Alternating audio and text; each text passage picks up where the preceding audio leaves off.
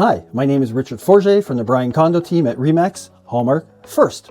So, how's your 2026 going? I'm going to give you a little synopsis of what we're seeing and what we may see in the future. So what we're really seeing a lot now is people under tremendous stress. They're having to deal with possibly renew their mortgages. So they bought a few years ago, probably higher than they definitely would have paid now, and they're having to renew. And we're starting to see a lot more power of sales, unfortunately.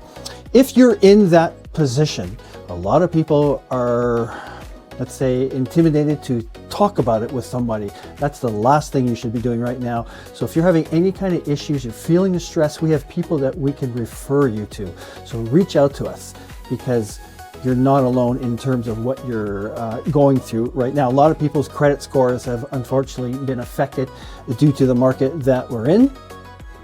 I'm going to talk a little bit about the difference between a new build and a previously owned home in terms of one dynamic, and that is deposit.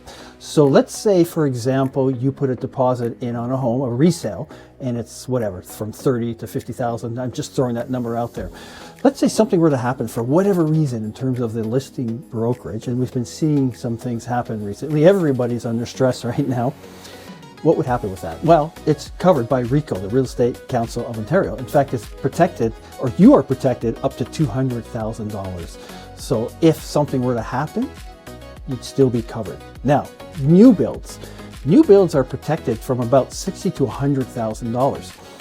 That's lower. But the big difference is with a new build that normally the standard is that you're going to be paying your deposit in increments as the years go by. So it could be in the hundreds of thousands of dollars. If something were to happen, you would be protected only possibly up to $100,000. So that's why we're actually recommending right now that if you're going to invest, that the safer bet right now are resales.